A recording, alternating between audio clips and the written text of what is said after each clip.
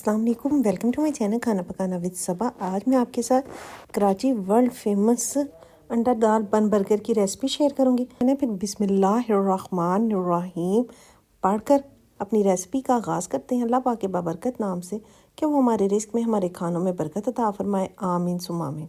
Pot में मैं add करने लगी ऑलमोस्ट 200 ग्राम चने की दाल, जिसको मैंने ऑलमोस्ट 5 से 6 घंटे से पानी में सोख करके रखा हुआ था। वो सबसे पहले मैं इसमें ऐड करूँगी। आप चाहें तो आप इसको 10 मिनट का एक प्रेशर भी लगा सकते हैं, लेकिन अगर थोड़ी सी ड्राई फॉर्म में बनानी है तो इस वजह से इसको मैं खुला ही पकाने लगी हूँ। और अब इसमें मैं ऐड करने लगी हूँ 1 टीस्पून नमक का, हाफ़ टी स्पून हल्दी का और ऑलमोस्ट 5 से 6 रेड चिली फ्लेक्स। और साथ में इसमें मैं ऐड करने लगी हूँ एक मीडियम चॉप किया हुआ प्याज, 10 से 12 जवे लहसुन के और एक टुकड़ा अदरक का। और अब इसमें मैं ऑलमोस्ट 5 से 6 गिलास पानी के ऐड करके पहले इसकी आंच रख दूँगी हाई, ताकि इसको बॉयल अच्छे से आ जाए। और जैसे ही आ जाएगा इसको बॉयल एक, तो इस पर हम लेड रख के तो ऑलमोस्ट दाल के गलने तक पका लेंगे। तकरीबन 1 घंटा लग जाता है इस दाल को गलने में। स्पून रख के हम लेड को रखेंगे ताकि जो हमारी दाल है वो बॉयल होकर बाहर की तरफ ना आए। इस दाल को पकते हुए ऑलमोस्ट पौने घंटे से 1 घंटा हो गया, तो दरमियान में मैंने 1-2 दफ़ा इसमें चम्मच हिला लिया था, लेकिन अब ये चेक कर लेते हैं। ऑलमोस्ट ये सॉफ्ट हो गई है हमारी दाल, तो बस तेज़ आंच करके तो मैं इसका पानी अच्छे से ड्राई कर लूँगी। पानी इसका अच्छे तरीके से ड्राई हो गया तो बस मैं इसका स्टोव बंद करके, तो अब आप चाहें तो आपके पास कोई मशीन हो तो उसमें इसको मिक्स कर लें, अदरवाइज़ हमारी जो हैंड मशीन है उसकी मदद से हम इसको अच्छे से कूट लेते हैं। सब चीज़ें जो ऐड की थी वो भी अच्छे तरीके से मैश हो जाएंगी। जब दाल हो गरम गरम तो उसको कूट लें तो बड़ी अच्छे तरीके से इजीली मैश हो जाती है, ज़्यादा मेहनत नहीं करनी पड़ती। अगर ठंडी हो जाए तो थोड़ी ज़रा हार्ड हो जाती है, इस वजह से थोड़ा ज़्यादा टाइम लग जाता है कूटने में। अपनी सारी दाल को मैं ऐसे ही कूट लूँगी। और दाल को कूटने के बाद 3 ये आलूओं को बॉयल करके रखा हुआ था, जस्ट नमक डाल के इसको बॉयल किया। इसको भी मैं इसी तरह कूट लेती हूँ ताकि जल्दी से मैश हो जाए। रात में बॉयल किए थे तो फ्रिज में रख दिए थे, डेट्स वाई। आलू और दाल के कम्बिनेशन की बनाई हुई टिक्की का टेस्ट बड़ा डिफरेंट और मज़े का आता है। पता भी नहीं चलता कि हमने इसको चिकन के साथ बनाया है या दाल और आलूओं के साथ। दाल और आलूओं को मैश करने के बाद इसमें मैं कुछ स्पाइसेस ऐड करने लगी हूँ। स्ट्रीट स्टाइल बनाएंगे तो थोड़ा सा तीखा और चटखारेदार बनाएंगे, इसलिए मैं इसमें ऐड करने लगी हूँ 1 टीस्पून नमक का, 1 टीस्पून सुरख मिर्च का, 1 टीस्पून गरम मसाले का, 1 टीस्पून ही चाट मसाले का, हाफ़ टी स्पून काली मिर्च का और 1 टीस्पून सूखे धनिया पाउडर का। और साथ ही इसमें मैं ऐड करने लगी हूँ आमला साइड कट किया हुआ एक मीडियम प्याज। और अब इसमें हम जो मेन इंग्रेडिएंट ऐड करेंगे, जो हमारी टिक्कियों का बनाएगा करारा, वो है चावलों का आटा। मैं इसमें ऑलमोस्ट 5 से 6 टेबल स्पून फ़िलहाल चावलों का आटा ऐड कर रही हूँ। जब मैं मिक्सिंग करूँगी अगर ज़रूरत लगेगी तो थोड़ा सा और ऐड कर लेंगे। दाल और आलू तो मेरे ड्राई फॉर्म में, लेकिन क्योंकि मैंने इसमें प्याज ऐड कर रही हूँ और साथ में एक बड़े साइज़ का अंडा ऐड कर रही हूँ, तो इसको एक अच्छी सी बाउंडिंग देने के लिए मैंने इसमें चावलों का आटा ऐड किया। अगर आपके पास चावलों का आटा ना हो तो आप इसमें कॉर्नफ्लोर या बेसन या जो भी चीज़ मैदा आपके पास अवेलेबल हो वो डाल सकते हैं। और साथ इसमें मैं ऐड करने लगी हूँ थोड़ा सा चॉप किया हुआ हरा धनिया। तो बस अब इन सारी चीज़ों को हम दे देंगे एक अच्छा सा मिक्सअप, ताकि हमारे मसाले और बाकी के इंग्रेडिएंट्स यकजान हो जाए। मिक्सिंग मेरी अच्छी तरीके से हो गई है, तो अब इसे मैं बना लेती हूँ टिक्कियाँ। हाथों को मैंने थोड़ा सा कर लिया ऑयल के साथ ग्रीसी।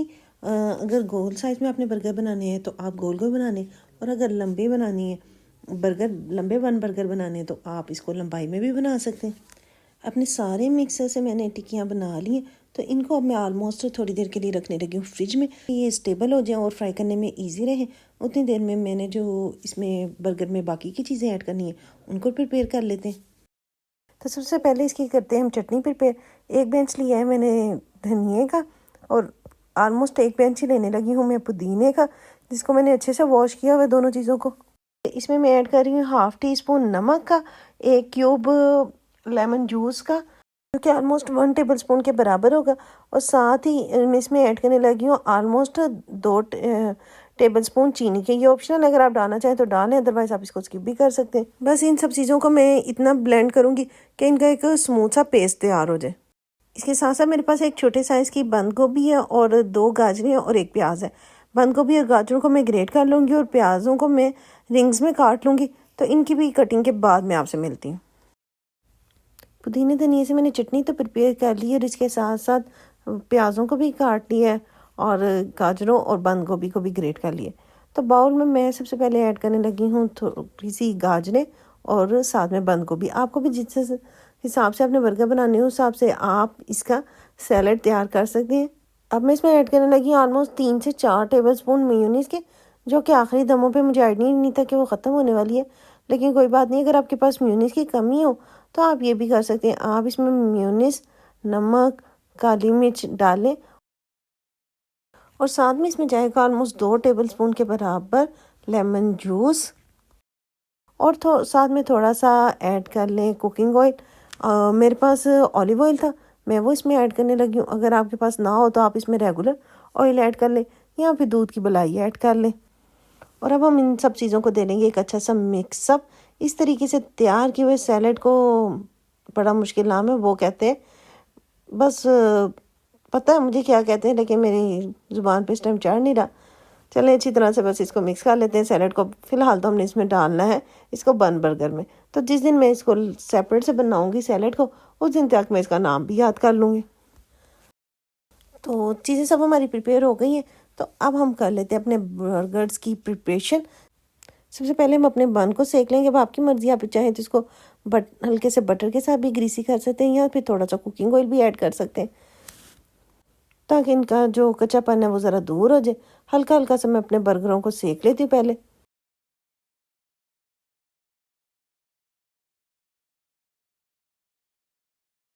और बर्गरों को हल्का सा सेकने के बाद इनको मैंने रख लिया एक साइड पे।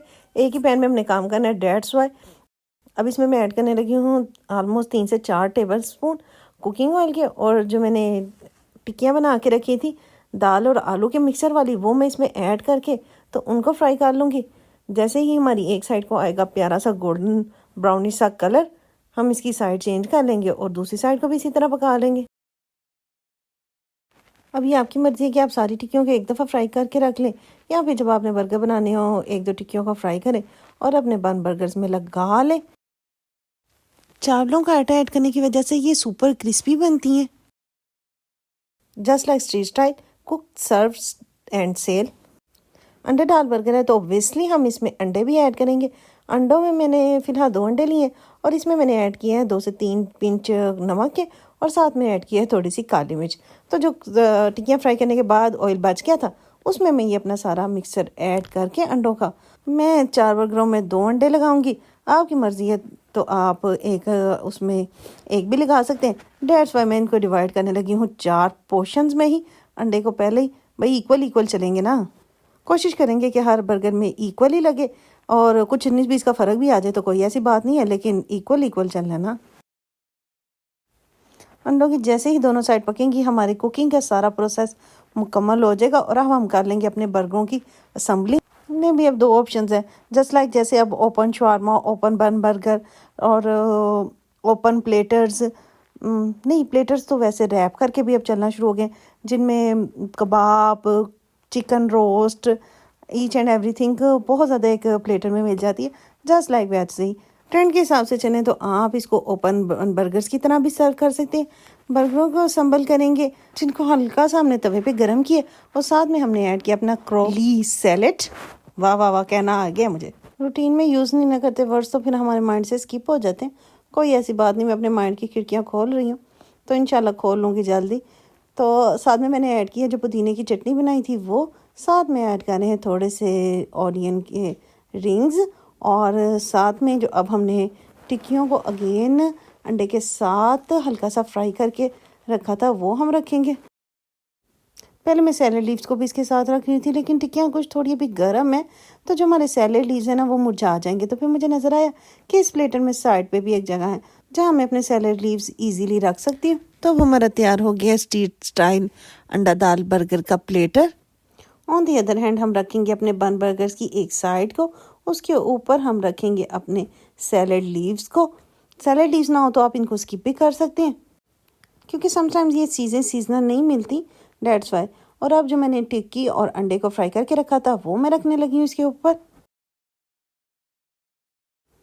और अपनी टिक्की को सब तरह से ज़रा मैंने दबा के तो फैला दिया बन बर्गर के ऊपर। तो अब जो पुदीने की चटनी बना के रखी थी वो डाल लेंगे हम इसके ऊपर, और फिर जो ऑनियन के रिंग्स हैं वो लगाएंगे हम इसके ऊपर। और फिर इसके बाद बारी आ जाती है हमारे क्रोली सैलेड की। बस जो चीज़ आपकी दिल करे पहले लगा लें, जो दिल करे बाद में लगा लें, लेकिन इस सीज़र सैलेड के साथ जो हमारे बर्गर्स हैं ना, इसका टेस्ट ना ज़्यादा डेवलप हो जाएगा।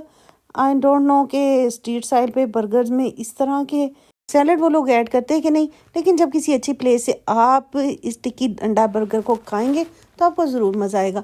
लेकिन नॉर्मली जो पहले बाज़ार में बन बर्गर्स मिलते थे, अंडा दाल shami burger, I don't like, Allah ताला मुझे माफ़ करना, खाने वाली चीज़ें उनको ऐसे नहीं कहना चाहिए, मैंने कभी नहीं खाए थे, मुझे उनका टेस्ट नहीं पसंद था, उनमें से स्मेल आती थी। मुझे याद है जब मैंने अपने चाइल्डहुड में एक दफ़ा खाए थे तो मुझे सारी रात वोमिटिंग होती रही थी। माशाल्लाह माशाल्लाह हमारे ज़बरदस्त किस्म के अंडा दाल बर्गर बन के तैयार है। ये खाने में, देखने के साथ साथ खाने में भी बहुत मज़े के बने थे। मैं उम्मीद करती हूँ कि इंशाल्लाह आपको मेरी आज की ये रेसिपी ज़रूर पसंद आई होगी, और अगर आपको मेरी ये रेसिपी अच्छी लगे तो प्लीज़ इसे लाइक और शेयर करें और मेरे चैनल को ज़्यादा से ज़्यादा सब्सक्राइब करें। और मैं इंशाल्लाह आपसे मिलूँगी किसी और नई रेसिपी के साथ। तब तक के लिए अल्लाह हाफिज़।